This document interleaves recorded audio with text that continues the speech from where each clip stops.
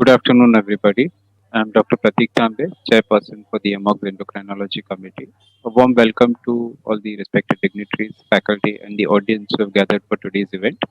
The theme for today's program is Key Issues in Obstetrics and Gynecology, and this continues the long series which we've been doing since the past 1 year. We have two fantastic speakers today, Dr. Jyoti Bobe, who is the Vice President of the Navi Mumbai Society, and Dr. Vidya Bhatt, who is an endoscopic surgeon par excellence from Bangalore. But before we start the academic proceedings, I would like to place on record my gratitude to our esteemed President, Dr. Nandita Palshetkar, current President of AMOX, the immediate past President of FOXY, also a President of IAG and the Mumbai Society in the past. Thank you so much for always being there for us and being a guiding light through all of us, through all the years, to all of us juniors who are following in your footsteps. Next slide, please. We'd also like to place on record our gratitude to Dr. Arun Nayak, who is the Secretary of AMOC. Sir is also a past President of the Mumbai Society, a distinguished academician in his own right. And thank you so much, sir, for always supporting us in our academic endeavors. At this stage, I must also acknowledge the chairperson of ICOG, Dr. Mandakini Meg, the secretary of ICOG, Dr. Parag Biniwale, for granting us ICOG credit points for all our events, including today's event, which is accredited for one ICOG credit point. Next slide, please. We have two senior stalwarts who are present today as chairpersons. The first of these is Dr. Rajendra Singh Pardeshi. Sir is the current vice president of AMOX. He is the immediate past vice president of FOXY. Last year, when Dr. Nandita Palshetkar was the president of FOXY, sir was the vice president of FOXY as well. He has an unparalleled record of winning 6 best paper prizes at AICOG conferences and a fantastic academician known for his work since so many decades. Sir has been an invited faculty in several national and international conferences. Thank you so much, sir, for joining us. We are also pleased to have with us today Dr. Vidya Thobi. Madam is the current chairperson of the Food, Drugs and Medico-Surgical Equipment Committee of FOXY. She is also the winner of a very coveted award, the FOXY Dr. Mehrudara Ansotia Best Committee Award, which she's received. She's also an ICOG Governing Council member, also won the FOXY Champion Award, and so many other achievements to her credit. A tireless worker despite her poor health. You can see her always at the forefront of FOXY activities, and she's also part of the Kasoga team as well. Thank you so much, Dr. Vidya Thobi, for being here with us. And I hand over to the chairpersons to take us through the further proceedings. I would request Dr. Rajendra Singh Pardeshi, sir, to please introduce the first speaker of the day, Dr. Jyoti Bope. Thank you, Dr. Pratik. Dr. Pratik is our active chairperson endocrinology committee. He is a great academician and he is doing activities many and still going on. And he is not tired still. He is continuing his activities. So we wish him best wishes for his endeavoring Foxes and Amox also. So to introduce Dr. Jyoti Bobe. So Jyoti Bobe, I know Jyoti Bobe from Navi Mumbai. She is very active. President-elect now she is for Navi Mumbai Obstetric and Gynec Society, Vice President of Navi Mumbai Obstetric Society, managing own hospital in the name and style of Dr. Jyoti Bobe's Anuja Nursing Women and Fertility Research Center at Airoli. She is consultant gynecologist and Apollo Hospital, Navi Mumbai. In spite of we know her, she is very active. She was involved in UA Foxy conferences at there, and even we enjoyed AMOGs also at Navi Mumbai. So now she will be enlighten us on the topic of management of RH negative mothers. So over to Dr. Jyoti. Thank you very much for kind introduction, and thank you very much for giving me this opportunity to speak at this webinar. I sincerely thank Dr. Nandita Palshetkar madam, Dr. Rajendra Singh Pardeshi sir, Dr. Vidya Thobi madam, and sincere thanks to Pratik Tambe, who is my friend. Thank you so much. Today I will speak about improving fetal outcome in RH negative pregnancy. Ma'am, request you to please share the screen. Yeah.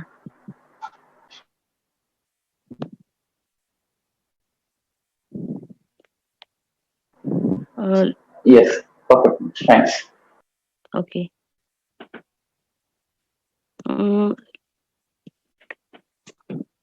Next slide. Let us go to disease burden directly. Globally, in 2010 it affected almost 3,73,000 babies. Global prevalence for RH disease is around 276 per thousand live births. 80% of the babies of RH disease and extreme hyperbilirubinemia occurred when born in countries with neonatal mortality rate of more than 15. Neonatal deaths due to RH disease is around 24%. The incidence of kernicterus is around 50%, and 7.2% of RH disease affected who survived developed kernicterus. Stillbirth and neonatal deaths due to RH disease is high in South Asian countries such as India and Afghanistan. Preval Let us come to prevalence of RH negative population in India. This is state-wise data. In West Bengal, it is least. In Arunachal Pradesh, it is around 1%. In Himachal Pradesh and Uttaranchal, it is more than 10%, while in Maharashtra, it is around 5%. Let us come to pathophysiology. There are two commonest systems of blood group classification, that is ABO system and rhesus system. ABO system comprises blood groups A, B, AB, and O antigen. And in rhesus system, there is C, D, E, and G. When there is no, the latter represents absence of D antigen. This means a patient is Rh negative. D antigen is considered to be most immunogenic, that is Rh factor. Uh, Whenever a Rh positive father with two copies of RhD gene marries Rh negative mother with no copies of RhD gene, 50% of the babies will be Rh positive, and 50% babies will be Rh negative. But when Rh positive father with two copies of RhD gene marries Rh negative mother, then all the children will be Rh positive. So our problem starts when RH negative mother marries RH positive father with only one copy of RhD gene. The amount of we are more worried about fetal-maternal hemorrhage. The amount of fetal blood necessary to produce Rh incompatibility varies, but as little as 0.1 ml of Rh positive cells have been documented to cause fetal-maternal hemorrhage. And studies have suggested that up to 30% of the patients with Rh negative blood group never develop Rh incompatibility, even if they are challenged with large volume of Rh positive blood. This could be because of associated ABO incompatibility, which is quite possible. Rh isoimmunization occurs by one or two mechanisms. That is, after incompatible blood transfusion. That is, if Rh negative mother gets Rh positive blood by mistake, or sometimes it is because of fetal-maternal hemorrhage between mother and incompatible fetus. Fetal-maternal hemorrhage mainly occurs at the time of delivery, which amounts to around 90%, and in 10% of the patients, it can occur during pregnancy. Fetal RBCs have been detected in maternal blood in all the trimesters without any apparent predisposing factor. The initial maternal response to Rh sensitization is low levels of immunoglobulin M antibodies, and these are confined to maternal circulation, and these are not able to cross the placental barrier. The Within 6 weeks to 6 months, IgG antibodies are formed, and these are able to cross placenta, and these destroy fetal Rh positive blood cells. Therefore, firstborn infants of Rh positive blood type are not affected. That's when we usually never see firstborn baby getting affected with severe jaundice or requiring phototherapy or exchange transfusion. It is the second baby which will have more problem. The short period of first exposure of mother to fetal RBCs is insufficient for production of significant IgG antibody response. That's why the first baby is not affected.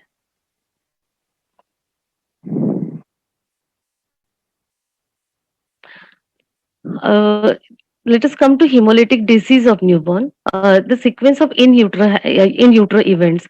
Maternal and immunoglobulin enters fetal circulation via placenta. This causes destruction of fetal red cells, which leads to fetal anemia, and fetal hematocrit may reduce to less than 30%. Heme is formed and it is converted to bilirubin, which causes fetal hyperbilirubinemia. Both are neurotoxic but effectively cleared by placenta and metabolized by mother. And that's why we see there is hyperplacentosis in Rh negative mother. And because of fetal anemia, extramedullary erythropoiesis is stimulated and immature erythroblasts are produced.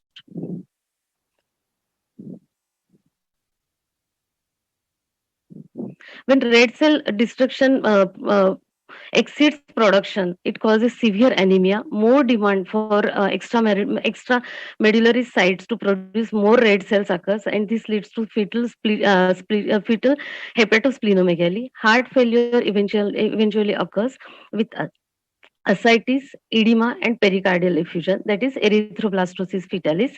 And hydros fetalis occurs when hematocrit falls below 15%, which often leads to fetal death shortly before or after birth. And male to female fetus affection is around 13.1 to 1, is 13.1 to 1. To summarize, a couple where father is Rh positive and mother is Rh negative conceives with Rh positive body, Rh positive baby, Rh isoimmunization occurs, but it will not have problem in the first pregnancy. The problem will be in the second pregnancy. Rh positive antigens move into maternal blood circulation through placental circulation. These Rh positive antigens stimulate the formation of Rh antibodies in maternal circulation.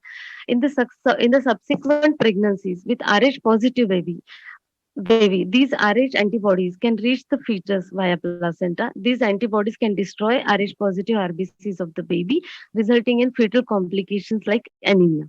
And this destruction of fetal red cell results in anemia, heart failure, and death. Built up bilirubin resulting from red cell destruction leads to jaundice and brain damage.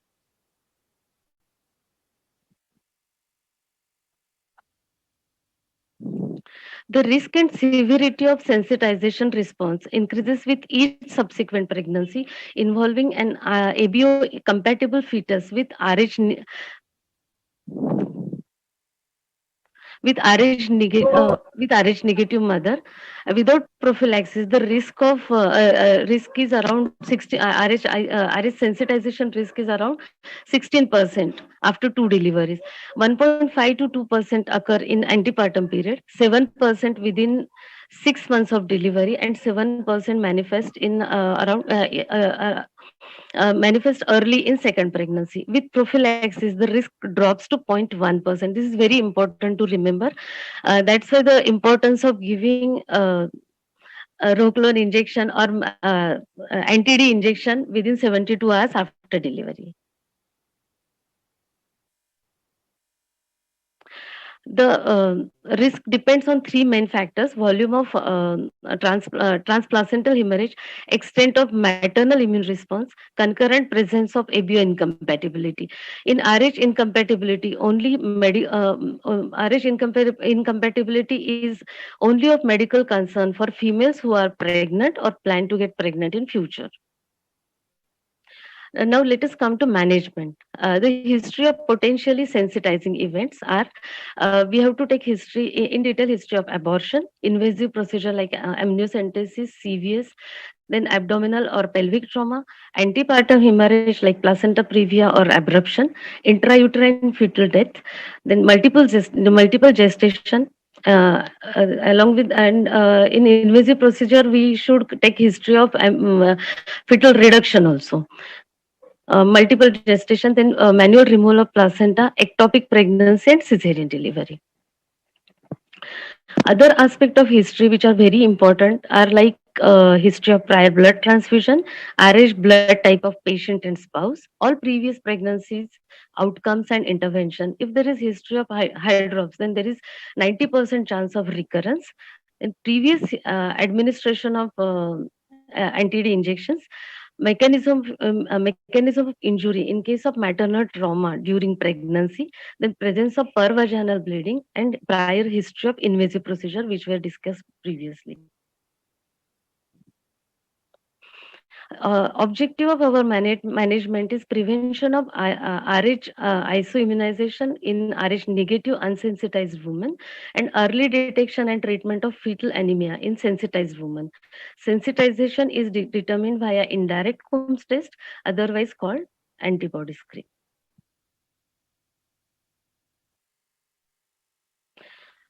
Precautions during pregnancy. We have to ensure consultation with a neonatologist. Don't give oxytocics at the at delivery of anterior shoulder.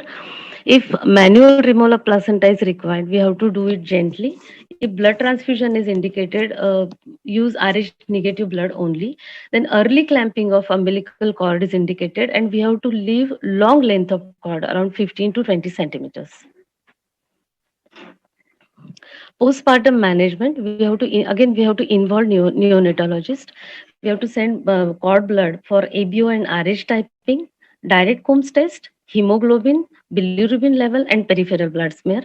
If fetus is RH negative, no further intervention is required. But if the baby is RH positive, we have to determine dose of RH and RH. We have to determine the dose of anti-D to be administered by a 4-step laboratory procedure. In laboratory procedure, there is first step is rosette fetal RBC screen for fetomaternal hemorrhage. If it is positive, then we have to go ahead with KB test to quantify RBCs in maternal circulation. Then we have to estimate fetomaternal hemorrhage. There is formula 50 into percentage of fetal RBCs, and accordingly we have to calculate the dose of anti-D to be given, and it should be given within 72 hours after delivery. Rosette test, as you can see, it is this is the negative response and positive response. In short, I'll tell you about this test. Maternal serum with immunoglobulin anti-D is incubated at 37 degrees centigrade. Anti-D will bind to fetal D cells if present.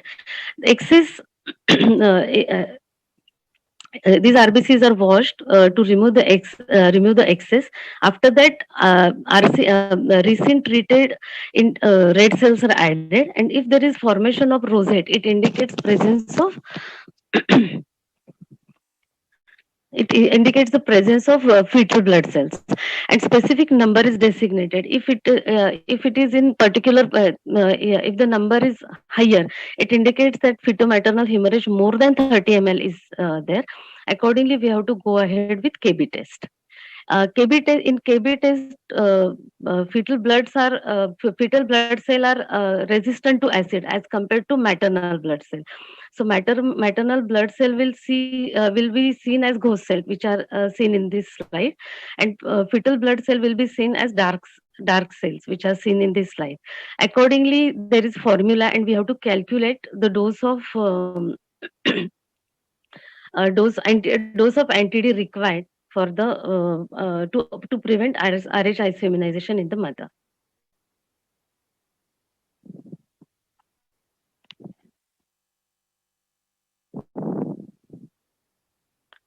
For sensitized women, the management is guided by following, that is presence of next test is direct Coombs test. In direct Coombs test, a blood sample from baby is taken, and it is treated with Coombs reagent. If there is formation of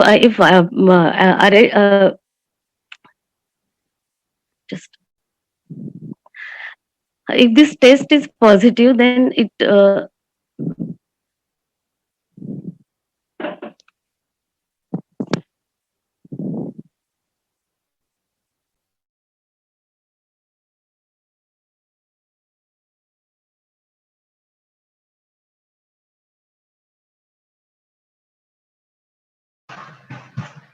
Madam, please unmute yourself.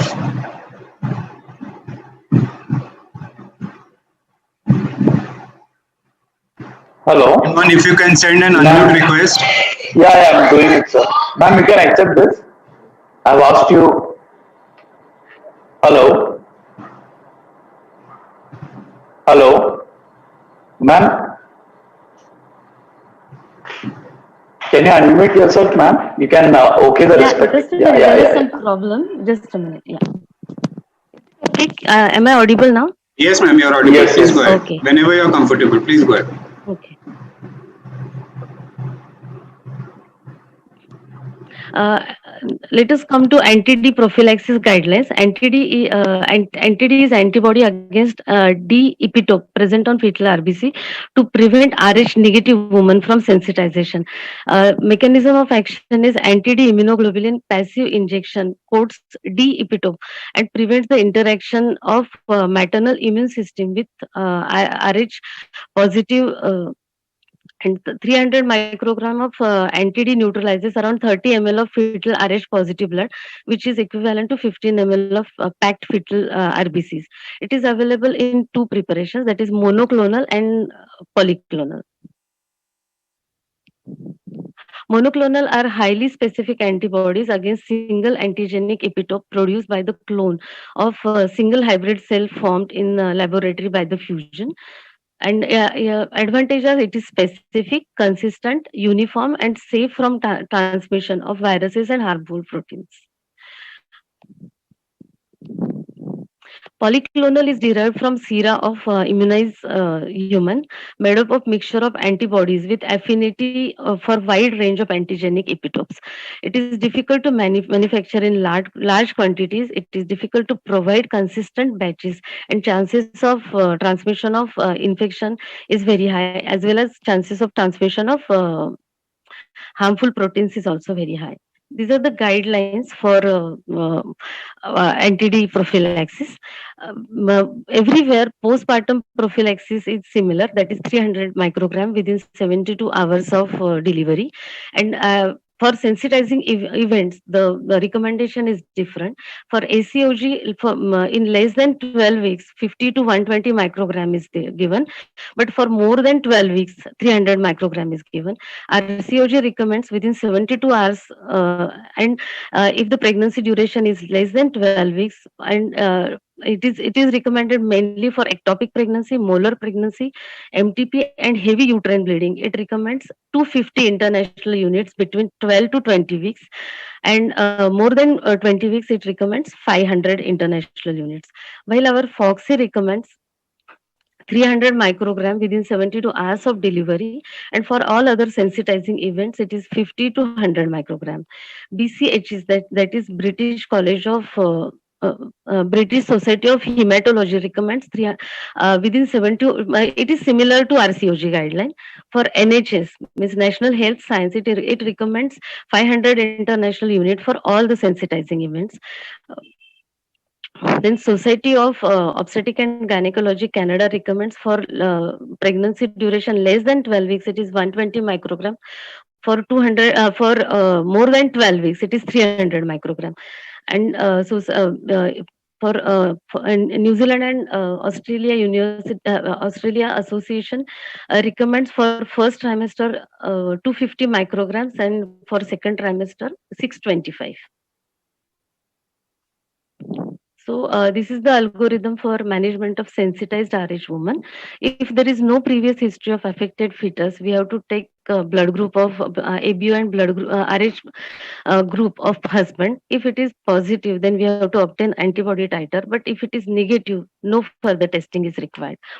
For antibody titer below critical level by 36 weeks, if antibody titer remains below critical level by 36 weeks, we have to continue pregnancy to term, but not allowed to be post-dated. If antibody titer beyond critical level after 34 weeks, we have to deliver immediately. This titer means indirect Coombs test titer, which is around specific titer is 1 in 8 to 1 in 32 depending upon the lab. So if the test, we have to follow the guideline of the guideline and range of the particular lab, and accordingly we have to plan further investigation. If the antibody titer goes beyond critical level, we have at around 34 weeks or beyond, we have to deliver immediately. If antibody titer beyond critical level before 34 weeks, then we need to do further investigations like peak systolic velocity of cerebral artery using Doppler, amniocentesis for analysis and spectrophotometry, ultrasound examination of the fetus, then percutaneous umbilical cord blood sample for hematocrit and RH status of the baby. In case of previous history of affected fetus, we have to establish sensitization. Cordocentesis is done to find out baby's blood group, fetal hematocrit, and we have to find out if the father is heterozygous or homozygous. Amniocentesis is done for spectrophotometry. Then we have to initiate further treatment as per middle cerebral artery Doppler studies. And surveillance is done as per MCA Doppler after 18 weeks. Then fetal assessment of hemolysis, amniocentesis and spectrophotometry was previously done when Doppler was not so popular. But nowadays, we are concentrating more on Doppler. Amniocentesis, whenever we do amniocentesis and do spectrophotometry, we have to find out optical density at 450 to check the level of bilirubin and bilirubinides in amniotic fluid. If the peak level appears at 450, it is divided. There are two formulas.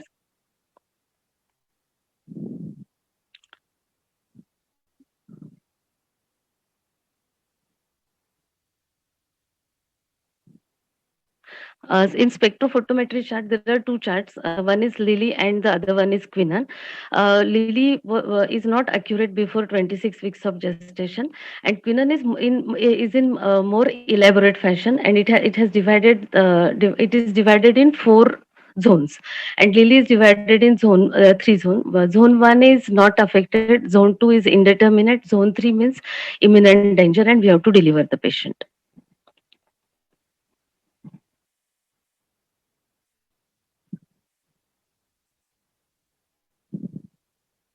Nowadays, we manage mainly by middle cerebral artery Doppler velocimetry. It is accurate and non-invasive screening tool for detecting moderate to severe fetal anemia.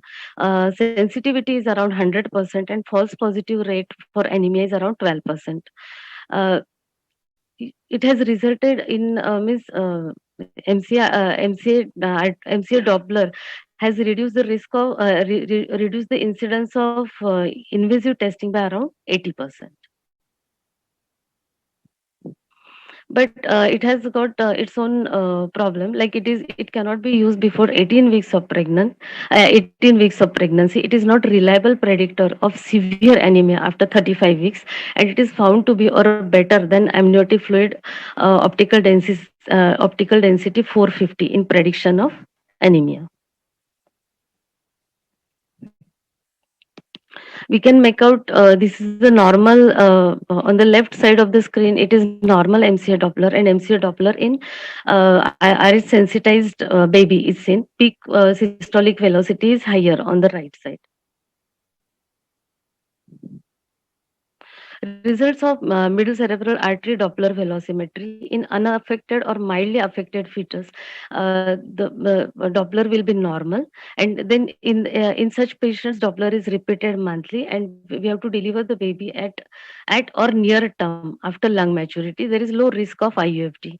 In moderately affected baby, it is around 1.5 multiples of median, that is moms. We have to repeat MCA Doppler every 1 to 2 weekly, deliver after lung maturity, and enhancement of lung maturity with the help of steroids may be required. In severely affected babies, it will be the reading will be more than 1.55 mom, or it has frank evidence of fetal heart drops. Fetus needs to attain fetus may need help to attain lung maturity before delivery, and the risk of IUFD is very high. MCA velocimetry, if peak systolic velocity is 1.5 moms and above, we have to take fetal blood sampling. We have to consider about intrauterine transfusion. If no facility is available, then for fetal blood sampling, then we have to go ahead with amniocentesis. But if MCA PSV is less than 1.5 moms, then we have to monitor this baby with 1 to 2 weekly Dopplers. Then intrauterine blood transfusion. It is recommended for severe hemolytic anemia in utero. It is typically carried out between 18 to 35 weeks of gestational age. It can be given intraperitoneal or intravascular. O negative O negative packed cells with hematocrit 80% is used, and amount to be transfused in ml is gestational age minus 20 multiplied by 10, where gestational age is more than 20 weeks.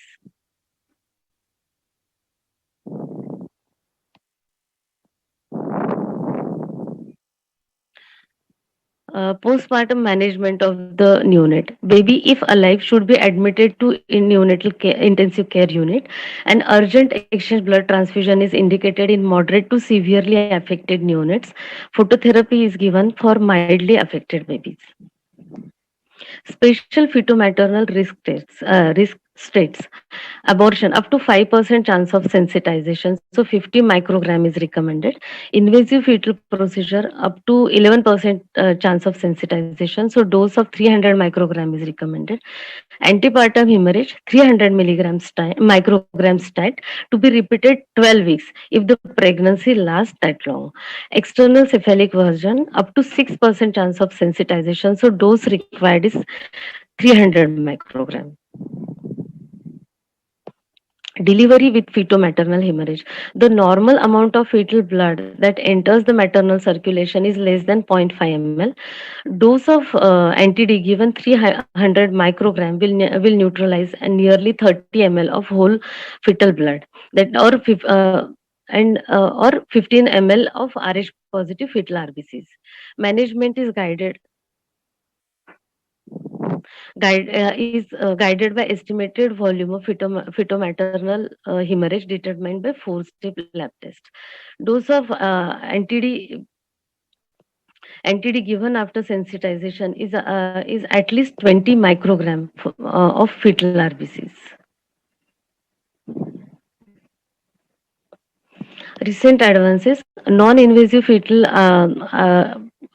RHD genotype from cell-free DNA in maternal circulation, point of care test, that is a rapid test for determining RH status, a lower that is 50 microgram dose preparation of RH antibodies for use following first trimester abortions. Then concept of partial D and weak D antigens, usually test positive. Every take-home points are: every woman of childbearing age should have her ABO and RH type done at first contact. Obtain the ABO and RH types of and husbands of women found to be RH negative. A single postpartum dose may be inadequate in case of severe feto-maternal hemorrhage.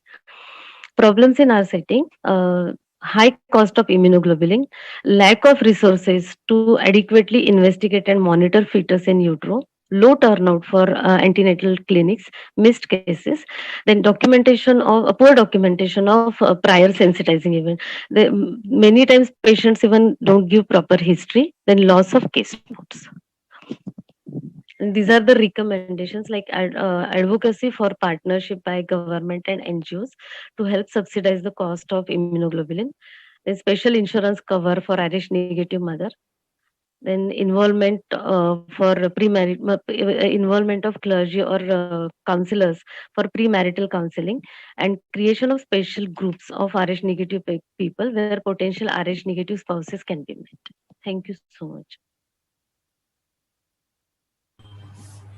Thank you, Dr. Jyoti. She has explained very nicely, very nicely. The newer treatment modalities like intrauterine transfusion and intravenous immunoglobulins helps further to reduce the overall mortality and morbidity, and also above technologies and in general also, if they combined with antepartum and postpartum immunoprophylaxis, a further decline in the incidence of RH negative and so the perinatal mortality that will be reduced and lower down.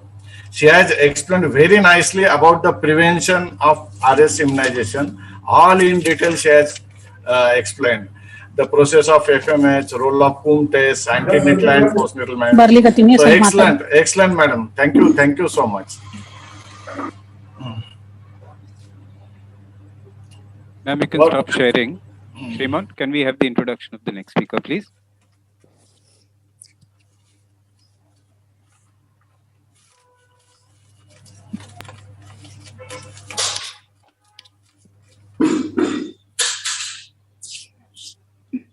Hello everyone, this is Dr. Vidya Thobi and I am very happy to introduce you all our next speaker, Dr. Vidya Bhatt.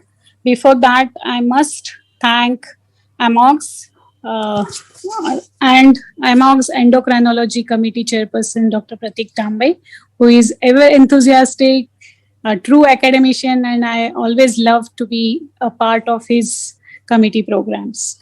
I think this is more than 10 or 15 programs I have done with Dr. Pratik Tambe. Thank you very much for inviting me. I just want to tell something about Dr. Vidya Bhatt, who is very close friend of mine and beauty and brain combined. She is a medical director, Radhakrishna Multi-Speciality Hospital and IVF Center, Bangalore. She is a past president of Karnataka State Association of Obstetrics and Gynecology. She is very good academician as well as endoscopic surgeon, I must say. And she is at present she is IG member. She has conducted many endoscopic workshops and she has presented many papers nationally, internationally and published also, and she runs very good academic programs and training programs at Radhakrishna Hospital. I visited her hospital many times and she is a true academician to present such a important topic, that is tips and tricks in total laparoscopic hysterectomy. So over to Dr. Vidya Bhatt for her presentation. Welcome, madam, for this important session. Thank you.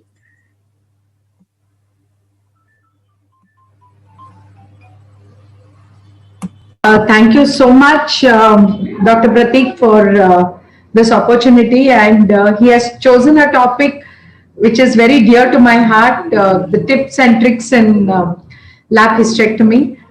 Well, lap hysterectomy is a game changer and we have been doing it from so many years.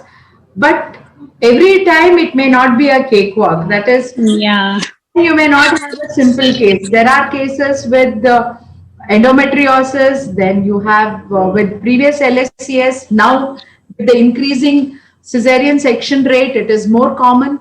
And then you have cases of large uterus, multiple fibroids.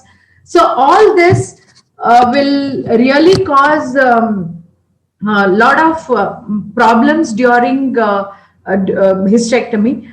But we have to consider certain points like the proper workup of the patient, and then second thing is your instruments have to be adequate, that is your energy sources and your the manipulators and the assistants in the OT. It is very important. And third important thing is your pathology. You should have a very good ultrasound report to tell you that what is the exact problem inside. So you should know the number of fibroids, the size of the uterus, and if endometriosis, the endometriomas. And sometimes when the patient is above 45 to 50 years, in a large you may have to get an MRI and LDH levels done. And then you should know how you are going to morcellate also, because all uterus cannot be delivered vaginally. Sometimes you may have to use a morcellator when it is a broad uterus, a uterus which is elongated and enlarged. A big uterus will come down. But in a case of previous LSCS, nulliparous, then it may be very difficult to pull down the uterus. So in such cases, we have to use an endo bag and then start morcellating the specimen. So all these things have to be considered. So I once again thank EMOGS and Dr. Pratik for giving me this opportunity. And Vidya ma'am, thank you so much for the nice introduction. it's always a pleasure, a friend introducing you, they'll praise you. So it is nice. And I think without uh, talking much, I will go to my topic per se, the tips and tricks in laparoscopic hysterectomy. So, as I told you, it's a game changer. The biggest challenge is the size of the uterus, because when this uterine size is big, then we are really in trouble, and we should know how to tackle it. Additions, size and shape of the uterus, hemorrhage. Hemorrhage is another important thing which we face, and it is a challenge. And preoperative workup is very important, and her good hemoglobin levels are mandatory, because if you have a patient with low hemoglobin and if it bleeds, then you are in trouble again. And the complications, you should see to that you don't land up in complications. Specimen retrieval, as I told you, you have to be mentally prepared. And malignancy, of course, you have to consider. And when it is malignancy, your protocol changes in a different way. So the challenges when you start the surgery is the port placement, vision. You know what? You should have a high, the good resolution, your camera system, because good vision is mandatory to do a good surgery, and all your instruments should be intact and they should be working. It's always better, Now, as we have expanded in our OT, as over years, we have also started having a duplicate. There is always one more instrument available, so that if one doesn't work, you have another one to bank on, and then you can go ahead with the surgery. And energy sources, I have all sorts of energy sources. Of course, I didn't buy it as a beginner, but today we have reached a stage where we can afford to have those energy sources, because it's ultimately going to give you a very good outcome. And of course, specimen retrieval, even morcellators, it's always better to have one more standby. You may say it is difficult to afford, but as you advance in your career, you can definitely do that. So one should know the pelvic anatomy properly. So the pelvis through the laparoscope has to be understood well, the uterus, round ligaments, your uterovarian ligaments, then uterosacrals, ovary, then suspensory ligament of the ovary, and the ureter. Ureteric anatomy, the two important structures which you should not injure in a lap hysterectomy is your ureter and the external iliac artery. These two things you have to take care of. And external iliac artery, of course, you don't go near that, but still, whenever you're doing a lateral pelvic wall dissection, it is mandatory to know the anatomy of the internal iliac, so that you spare the external iliac. Then, of course, the port positions. I always believe in the Palmas point. Of course, at times, you may have to go when there is multiple embroidery scars on the abdomen. You may have to go through the Lehang's point. And then one more point which I would like to add here is the size of the uterus. Suppose from the symphysis pubis, you take a point and the size of the uterus is 14 weeks and this length is 4 centimeters. Put your port about 4 centimeters away from the umbilicus, so that you have a complete vision of the pelvis, and the mass does not come in the way of the telescope. So this is the large uterus. I'm doing a TLH here. Look at the uterus. It is almost 20 weeks size. So now, first thing is you should have proper manipulators. And I believe in the myoma spiral or myoma screw, because that will manipulate this large uterus. If you try to manipulate a large uterus with your vaginal manipulators or uterine manipulators, it will not even tickle this uterus, because it's a huge mass here, and you can never go and manipulate this. And this myoma screw, which is on the contralateral side, gives you a very good manipulating area. And once you manipulate to the opposite side, the side you're operating is free there, and you can tackle the pedicles. And then when you want to see posteriorly, you have to advance your myoma screw in a different direction. And when you're seeing the opposite side, that is, you're finished operating on the left side and you have to go to the right side, push the uterus to the opposite side. Suppose it is a large 30 to 32 week size uterus. That time it is ideal to put 2 operating ports on the opposite side, contralateral. You have 2 on your ipsilateral side and then 2 on the contralateral side. That is, you go on the opposite side. ask your camera person to focus on the opposite side, and then you operate from there. This will give you easy maneuverability. You can manipulate the uterus properly, because your assistant will manipulate the uterus on the opposite side, and you have space to operate on the right side. So sometimes you may need 5 ports, that is 2 on either side, and then 1 is your optiport. Then the trick is, the moment you finish your pedicles, you push the uterus towards the abdomen, that is towards the cephal end, and then what will happen is your pelvis is free, because the mass has gone to the abdomen. So your pelvis is free, so you can easily tackle the uterines and then put your vaginal manipulator now. Once you put your vaginal manipulator, what happens is the whole area gets pushed up, and your bladder and the ureters are pushed laterally. So this gives you more confidence that you can tackle the descending cervical, and then your vaginal length is maintained, the whole mass is separated, and then hold this mass below and then start manipulating vaginally. I mean, cutting it vaginally, and specimen removal is done vaginally. So there are different methods to reduce the blood loss. One is by injecting vasopressin. Second is uterine artery ligation at its origin. And then suture. Sometimes none of your equipments work. That is, your energy sources, may it be ligashore, may it be plasma gyrus, may it be the Cayman, or even sometimes your ordinary bipolar may not work. So in such cases, suturing becomes mandatory. So for identifying the uterine artery and knowing its course and ligating at its origin, one should know the uterine artery at its origin, where to ligate. That is, we can approach by 3 methods. One is laterally, you can go, or posteriorly, or anteriorly. So whichever you are comfortable, one can go ahead and do uterine artery ligation at its origin. And we know that it is a branch of the internal iliac artery, anterior division of the internal iliac. So this is a slightly large uterus, that is around 12 weeks. So here I'm doing uterine artery ligation at its origin. So you can see I'm going laterally. I'm just opening up the Doom's triangle. So the Doom's triangle is formed by the round ligament and the infundibulopelvic ligament, and then the external iliac artery. So this forms the Doom's triangle.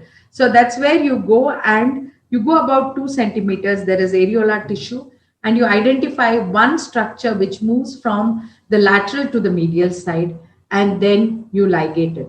There is another way of tackling the uterines is you take a stitch at the isthmic portion, where the uterus enters into the, the uterine artery enters the uterus, and the descending branch of the uterine artery is ligated. And then once you ligate this, this becomes a Lakshman Rekha. So you go above that and cut, and this gives you a confidence that you are somehow away from the ureter.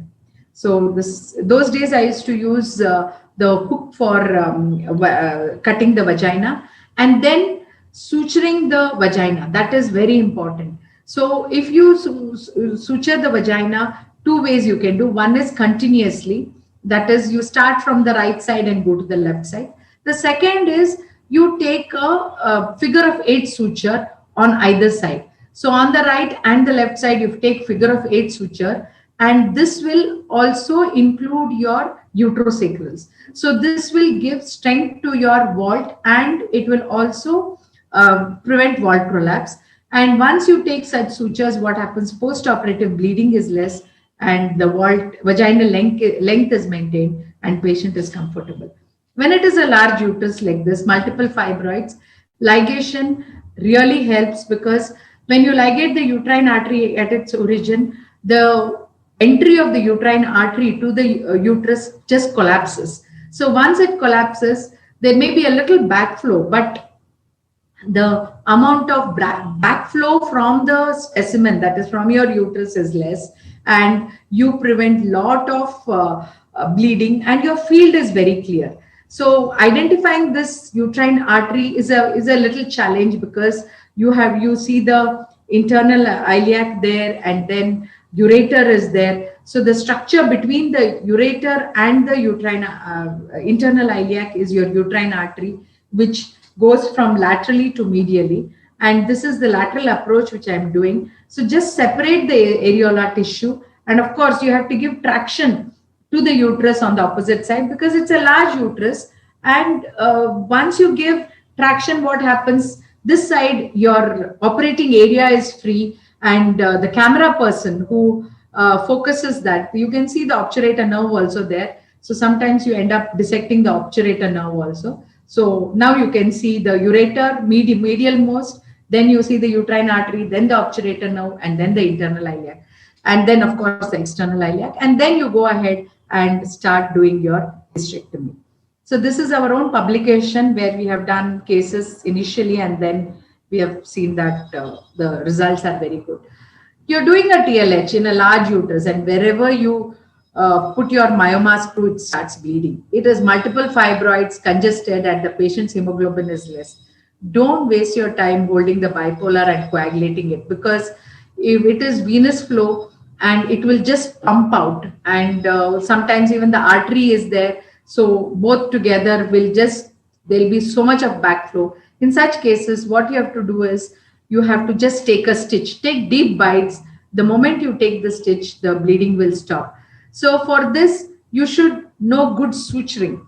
So either you have to do ipsilateral or contralateral suturing, but I would always say suturing is suturing. Whether it is ipsilateral or contralateral doesn't really matter. You should know both, because the moment you start taking a stitch, it may be in odd places. So if one is well versed with both ipsilateral and contralateral suturing, whatever backflow is there, whatever bleeding is there, can be taken care of, and the surgery becomes easy and more simple. So this the hysterectomy done. And prevention of hemorrhages by vasopressin injection, you can use cautery and ultrascision, ligation of ascending branch of uterine artery, as I told you before, approximation of cuts edges, and in situ morcellation. All this helps to prevent hemorrhage. And for hysterectomy with fibroids, there are multiple fibroids you have. Of course, we didn't have to go to the classification. And this was a case where it came as a shock to me. The ultrasound report showed that there was a broad ligament fibroid, and it was a case of previous LSCS. So there was a cyst also. And when I did a PV, tried to examine her, did a transvaginal scan, it was difficult because it was lateral and it was difficult to identify. Even the scan report didn't give me much information, and it was only given that it was broad ligament fibroid. So whatever cyst was there, I removed, and then I could get a better picture after ediliolysis. Now the trick is, whenever you have one side difficulty, I could see that one side, right side, was completely frozen pelvis, left side was easier. Whichever side is easy, finish that first, because the area which is easy, suppose you tackle that, the mobility becomes better, and you can separate the bladder from that side. And then the challenge was the broad ligament fibroid. So what I did was I opened up the peritoneum in the broad ligament, and of course in such cases the ureter is pushed laterally. In broad ligament fibroids, ureter is never medial, but it is always lateral because it is a retroperitoneal structure and it is completely pushed laterally. So you have to first take care of the fibroid. So I started enucleating the fibroids because I couldn't approach the pedicles on the opposite side, that is on the right side. So one by one, as I started separating and I started manipulating the uterus and pulling out the fibroids, I could see it was like the Hyder Ali soldiers, coming one by one. So it just came one by one, and I could see till cervix there were multiple fibroids. So I almost removed 4 fibroids one after the other, and then that was the reason for the frozen pelvis. Everything was stuck in the lateral pelvic wall, and then only I could approach the opposite uterines. So once I approached the opposite uterines, of course, the side wherein there is fibroids, it will be very vascular, and tackling the bleeding is a big challenge, because one thing is the fibroids and adhesion. Second thing is once it bleeds, see, you can see the 4 fibroids sitting there, and then I opened up the vagina, and then we removed all the fibroids vaginally. So sometimes it is such a challenge that we have to really think before we actually plan the surgery, and sometimes it is difficult because you may have the surprises on table, so that has to be judiciously tackled, and the results will be good because we can't land up with complications. So this was a cervical fibroid. So what had happened was this was at the level of the cervix. So we did the hysterectomy. Of course, there were additions because it was a previous LSCS, case of previous LSCS. Now the challenge is the bladder was completely adherent to the cervical fibroid. So retrogradely, I separated the uterus, and then tackling the descending cervical was a big challenge because the fibroid was sitting in the pelvis. Now, how do you make an incision? Now, here the bladder is there and you have to remove the fibroid. So push the bladder first, and then on the cervical fibroid, to enucleate the fibroid, make a lateral, transverse incision. Suppose this cervix was on the posterior lip of the, this fibroid was on the posterior lip, a vertical incision would be better. But here it was on the anterior lip. So I enucleated the fibroid. You can see the marina also coming out there. You can see that thread. And then once we enucleated the fibroid, then opening up the vagina was easy, because with this fibroid sitting there, opening up the vagina would be a challenge. And ureter, you know, the lower 1/3 is very close in such cases. And if we land up in problems, ureteric injury, the lower 1/3 is a big challenge because you may have to do an implant. So in such cases, judiciously dissect and then separate the uterus from the vagina with proper vaginal manipulating.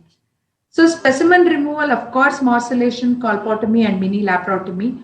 Morcellation, you all know that there is such a big controversy and that vaginal morcellation is preferred. But at times, vaginal morcellation may not be easy. So in such cases, we do end bag morcellation. And this was a case where I had done a myomectomy about 5 to 6 years back to save the uterus. But later, the fibroids came back, and then I had to do a hysterectomy. And we did an MRI and LDH levels, which was all normal. The patient was young, but because of the recurrence, we were a little worried. So we did end bag morcellation. So the challenge is how to put in the morcellator bag. So first finish the hysterectomy. I won't show you the hysterectomy because I've got some more videos. And then open up the bag. The printed area has to be anteriorly. So once you open up the bag like this, then you take the specimen and then you slide the bag over the specimen, because you can't hold a huge specimen and put it inside the bag, which is difficult. So start sliding the bag over this specimen. And once you slide, the specimen will get into the bag and then becomes easy. Except for the vision is poor. Otherwise, morcellation is very easy. So you can see the specimen getting morcellated. The advantage is here, you don't have bits going around in the abdomen. And suppose you're doing for myomectomy, you don't lose the fibroids. So the spread of sarcoma there is no study that it will prevent. And it is still a challenge because you can't take a frozen section. So best would be to save your skin from medical legal issues, you do end bag morcellation. And this is a case of TLH in endometriosis. See, in endometriosis, we know that there is a lot of adhesions. So look at this bowel adhesions, everything was stuck, and probably she had PID also. So there are two ways of approaching the uterus in endometriosis. One is you go to uterine artery at its origin, you dissect the ureters, and then lateral pelvic wall dissection is done, and then you remove the uterus. Or you go very close to the uterus. That is separate all the adhesions and go close to the uterus, so that in nowhere you can, you are near the ureter, and the injury to bowel and bladder is prevented. So in this particular case, I went very, very close to the uterus. Sorry. 1 second. Just fast forward this video. I went very close to, no, the previous one. Yeah. I went very close to the uterus. Just fast forward. So you can see all the bowel is getting separated, the adhesions are getting separated. Of course, whenever you're dissecting and doing a hysterectomy and there is a lot of dissection, use ultrascision, because that is very good for dissection. Suppose you find that the vessels are very big, that is, if you're doing hysterectomy for large fibroids where the vascularity is huge, and then or increased vascularity, in such cases use your ligature and or advanced bipolars. So this is how the hysterectomy was done, and we put Abgel for the ooze. So this is a TLH for frozen pelvis. This lady had endometriosis and undergone a myomectomy in the past, and then we had to do a TLH for her, and you can see that it is frozen pelvis, completely adherent bowel. The sigmoid colon was completely adherent. So approaching the uterus, it was a big challenge. There was a cyst there. Cases, go to the lateral pelvic wall, separate the lateral pelvic wall and go to uterine artery at its origin and ligate it first. And then once you do this, you know where your ureters are. I think internet connection. Am I audible? So you know where the ureters are. Suppose the ureter is lateral, it is to the medial side. You can even here, because the bowel was there, I had to dissect further towards the iliac region and separate it, and see how the bowel was adherent completely to the ovaries. So we had to separate the bowel, and I went on the opposite side and did lateral pelvic wall dissection. There was complete sigmoid colon adhesion. So some amount of probably rectosigmoid adhesion also. So go very close to the uterus and then separate the sigmoid. And retrograde dissection, sometimes anteriorly you separate, so posterior it becomes easy. So whenever there is a bladder is adherent anteriorly, separate the uterus posteriorly, so that anteriorly it will become easy, and completely the uterus was removed. And then you can see the bleeding areas. So I had to take a stitch on the bowel and then close the vagina, and you see so much of dissection was done, but there was no complications. So whenever there is bowel adherent, always dissect the bowel, do a proper bowel dissection. And if you're not confident with harmonic, use scissors. Even if it bleeds, you can take stitch. So bowel dissection becomes mandatory at times, and go to the lateral pelvic wall. What you have to do is just go near the psoas muscle and then separate the peritoneum and push the bowel. The bowel will fall back, and then you know the ureter. See, ureters in this case was pulled medially. So you know the anatomy of the ureters, and then you go ahead with the hysterectomy. So radical hysterectomy, of course, in radical hysterectomy, the easiest thing is, especially we do radical hysterectomy for CA endometrium. Ours is a center where malignancy, work on malignancy is just 20%. Most of it is 80% of the work is for benign cases. But the biggest advantage in radical hysterectomy is there is no adhesions, especially when you're doing for CA endometrium. Only thing is, don't use the myoma spiral or the myoma screw. So you have to identify the anatomy properly. And then here I'm going posteriorly, that is posterior approach I'm doing and separating the lateral pelvic wall, and I'm identifying the ureter there. So keep the ureter laterally and go to uterine artery at its origin and separate it, ligate it. So ureteric dissection has to be done.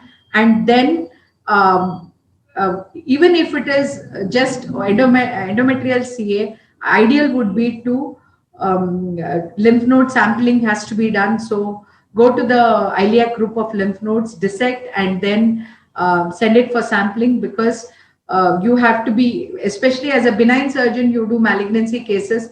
If there is any micro spread also, then we are in trouble. So do all the lymph node dissections, that is on the iliac group of lymph nodes, and dissect the bladder almost about 2 to 3 centimeter anteriorly, and posteriorly also push the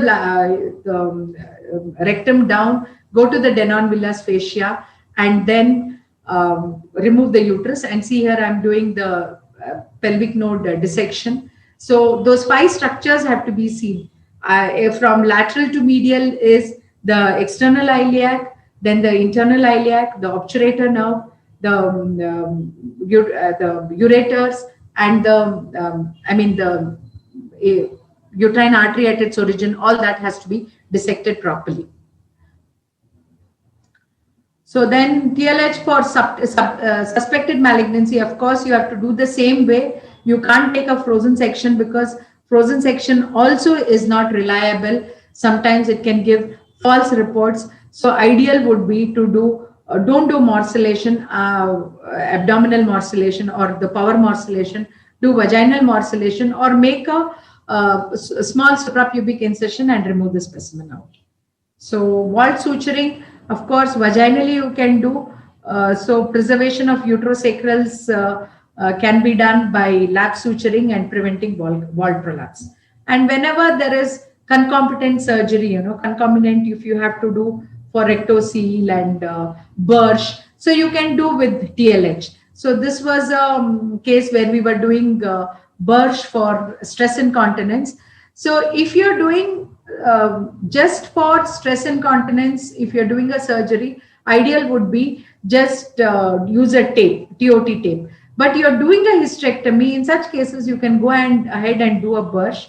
So all you have to do is go to the space of Ritzius, that is just below the symphysis pubis. You dissect that space, identify the Cooper's ligament, and then take 2 sutures on the paravesical area, and you see, identify the bone and the Cooper's ligament. You can see the Cooper's ligament there. So the iliopectineal ligament, and then take sutures there, and then ask your assistant to put the finger in the paravesical space. So the moment she puts the fingers in the vagina, the paravesical area, so you can just take a stitch there, and then the box or the rectangle sutures are put and a sling is formed. So the patient is relieved from stress incontinence. This is almost 90 to 95% relief is there when you do this procedure. Sacrocolpopexy, sometimes you have a hysterectomy and then you know that there is descent. So all you have to do is you do finish the hysterectomy, and then once you open the vagina, and you take out the uterus, you suture the vagina, and for this you fix a tape.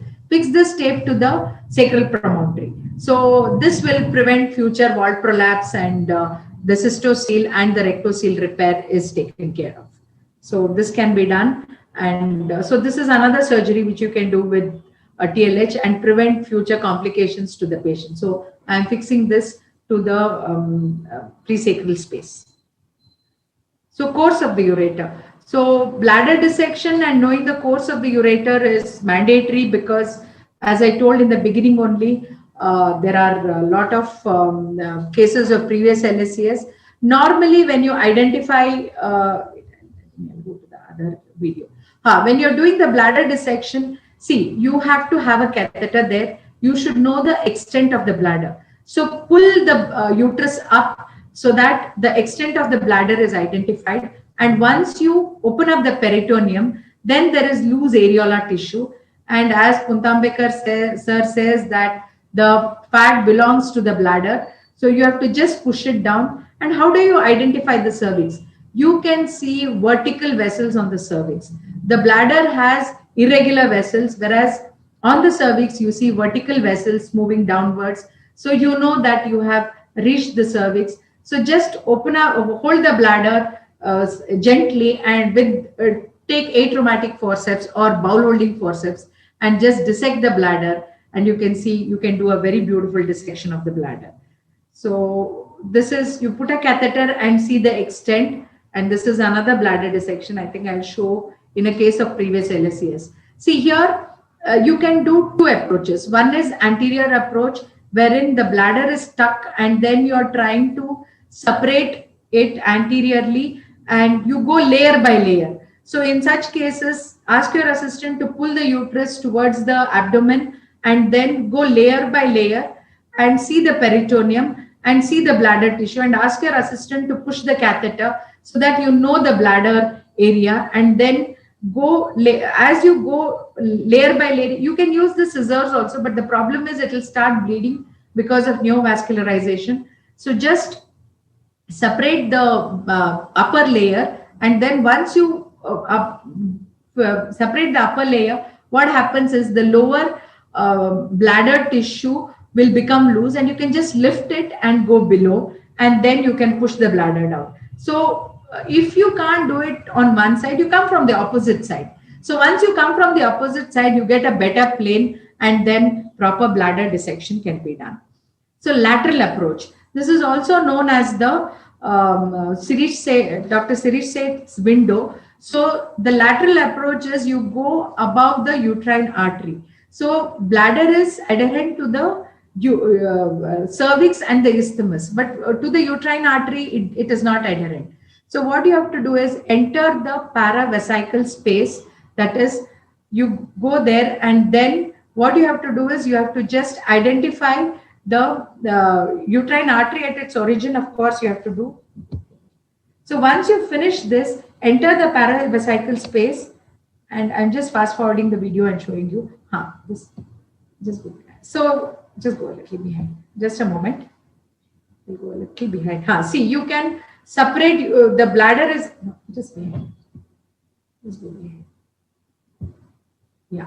See, I'm just going below the bladder through the lateral window. So once you go below the bladder, you will identify the area where it is stuck. So that is where you can separate it, because the bladder is safe. You're beneath the bladder.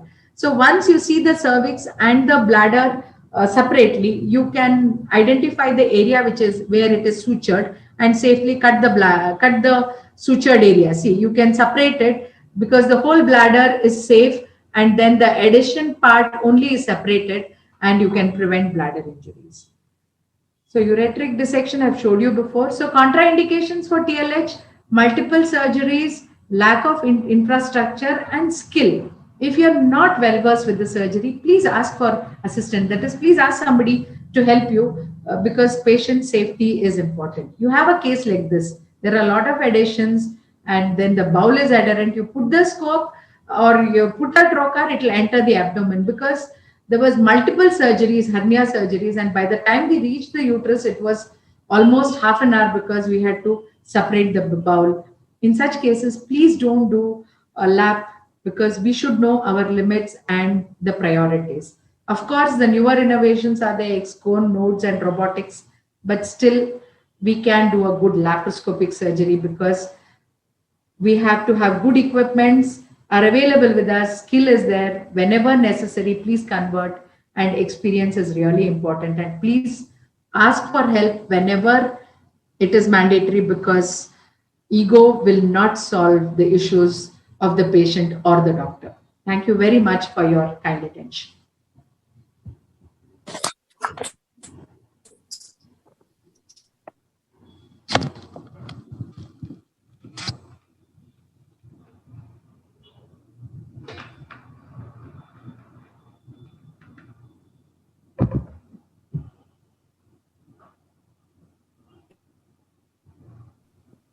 Fantastic and extensive collection of cases, ma'am. Amazing. Really highlights your skill, your patience, and your dedication over a period of so many years. Thank you so much. Really a lovely learning experience. Dr. Vidya Tobe is back with us. I think there's some technical issue or some connectivity issue probably. It was a very nice presentation. So Thank many you, sir. videos. I think it should have been continued like this. Thank you, sir. And she is really a teacher, and she is working hard in IAG also. We know, and Thank you. even we can't forget your tenure with Dr. Hema Divekar. Thank you, sir. That time. I'm just passionate about it. That's all. That keeps me going. It shows, it really shows in all your And all movements, even your surgeries, the way you Pratik, teach. Yes, sir. Pratik frozen pelvis. Hello, Excellent, hello. it was excellent. Yeah, yeah. Yes, Yeah, Dr. yeah, I Vidya to lost the Excellent, feedback. excellent. connection. Yeah. I lost the connection in between of the internet. Yes, So I Vidya. must say to the Thank you. beginners that one should learn from the eminent surgeons like Dr. Vidya. And what I feel is the pre-operative workup is very, very important. Pre-operative workup as well as the anatomy. Anatomy part, she has nicely shown the pictures, what we should know, what we should not know. And as she told about the game changers, like the size of the uterus, adhesions, the complications like hemorrhage, how to tackle, and other complications, how to tackle. And most important is checking of the instrumentations, instruments, energy source, and specimen retrieval, how to do, and what not to do. So when many times we must know that what not to do, and one should always know that when the complication occurs, how to recognize complication on table and how to tackle those complications. Those are very, very important take home messages. I just wanted to know how she tackles about the obese patients. How many times nowadays we get the patients whose BMI is more than 30, and of course they have multiple surgeries as well. Yes. And we all know that the abdomen is Pandora's box. So Yeah. whenever we put a laparoscope inside, maybe it is endometriosis or what not. So how she tackles these obese patients? Just I wanted to know from Dr. Yes, Vidya. ma'am. We get patients now with 100, 110, 120 kgs with previous LSCS. The most important thing is the head end person, ma'am. The anesthetist has to be very good. That person has to be competent because I believe in a very good anesthetist. And second thing is we have a extra. Our center is a multi-speciality center, so we have. I mean, the surgeons do bariatric surgery, so we have an extra long 30-degree and 45-degree scope. So we use that, and all the extra long ports we have. So we use that. And one thing we should remember in obese patients is the distance from the umbilicus to the pelvis is widened. So we may have to put port lower down at times. You know, you need have to go above the umbilicus. You may have to come below the umbilicus and put your the moment you put your optiport here, optical port here, what happens is you are very close to the pelvis. See, usually when you see such patients, it is postmenopausal and it is bleeding. May not be malignancy, but the uterus is very small, and a small uterus is more dangerous than the large uterus. That is what I keep telling my trainees, because a small uterus, what happens if you pull, it may just give way, and the ureters are very close. Sometimes the bladder is adherent, and there are high chances of injury, especially the lower 1/3 of the ureter. If it is injured, then we are in because we have to do an implant only because the vascularity is very low. So a little more precautions like using a proper vaginal manipulator, your port placement, a head low, proper head low at the time of vaginal cut. If you take, and then maybe an extra port, because in these obese patients the bowel will just come and fall. So there is a bowel retractor. We have a fan shaped retractor, which once you put it inside the abdomen, you can roll it and it will the bowel. So that we put an extra port. It's okay for that obese woman. That extra port, nothing is going to happen. So you put that extra, push the bowel, and then do a clean job and come out. So that is the tips we follow. Yeah. Thank you very much for those really nice inputs, because many times we find the difficulty in obese patients. And how many times you have converted your laparoscopy into laparotomy? Ma'am, It was in the beginning. I started doing it in 2003, and no, ma'am. Yes. Difficult. If it is a problem, I call a GI surgeon. Okay. It is like, I think I must tell you this because once the GI surgeon went out, I used to do it with him. He went out for some time, some 6 months training outside, and I started becoming independent, And then it is like now, even if there's a bowel injury, I switch on the bowel and I say, come and see the bowel injury. So what happens is confidence. It's like you are with your parents, you're very confident. I mean, you can do anything, but when you're alone, you're scared. So that 6 months was the biggest challenge for me because I was alone and I was really scared. But once I came to know, okay, this can be tackled, then there was no looking back. So this happened in 2009. And after that, no looking back, and God's grace, we are doing everything. Yes. So, Thank you very much. Doesn't arise here. Yes. I hope there are no more questions in the chat box. Ma'am, one more thing which I would like to add is the team. I always thank team. my head and nurse, the camera person is very good. My OT nurses are very good. In fact, they are in more demand. They are like called for conferences now. COVID times, nobody does conference, but otherwise, please send your nurse. No, they are very good. They say more than me. So they do a very good job. Everything is taken care. So that reduces my stress by 60%. Yeah. There are no questions from the audience, but the chat box is full of lots of compliments and appreciation. Excellent presentations. Thank you for such a lovely session. In-depth presentation, amazing videos, and so on and so forth. I mean, it's non-stop and never ending. Yeah. always praises for Dr. Vidya. Yeah. It was both the speakers were excellent. Dr. Jyoti was also best. Yeah. Even Dr. Pandit Paskari is always telling about Dr. Vidya. She is very Yes. That's why.